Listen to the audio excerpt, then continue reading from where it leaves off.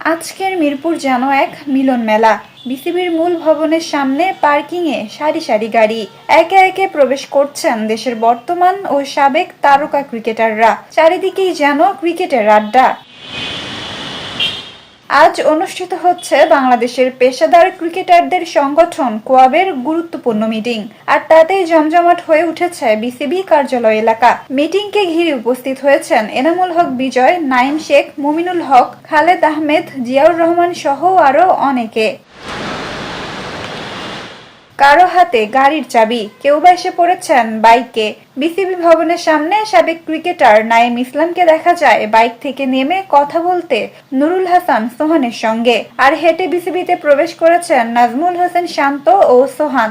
দেখা গেছে মোহাম্মদ মিঠুনকেও।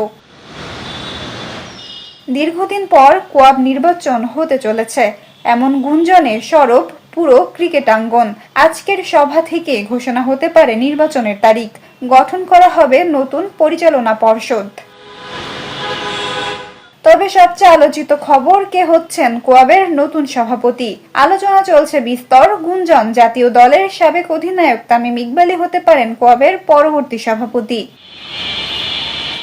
ক্রিকেটারদের অধিকার ও কল্যাণে কোয়াবের ভূমিকা বরাবরই গুরুত্বপূর্ণ। তবে গত কয়েক বছরে কার্যক্রম ছিল নিষ্ক্রিয়।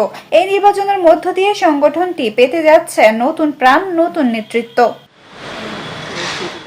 মিটিং শেষে সংবাদ মাধ্যমে আনুষ্ঠানিক ঘোষণা আসবে বলেই আশা করা হচ্ছে। আর তাতে ক্রিকেটারদের ভবিষ্যৎ নেতৃত্বের একটি রূপরেখাও স্পষ্ট হবে বলে মনে করছেন সংশ্লিষ্টরা।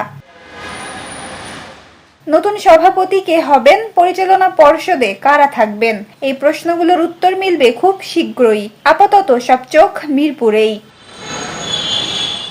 নাজিফা তাসনিম, ক্রিকেট 97। ওয়ালটন এখন দেশের সীমানা পেরিয়ে পৌঁছে গিয়েছে 50টিরও বেশি দেশে। ওয়ালটন, ঘরে ঘরে বিশ্বজুড়ে।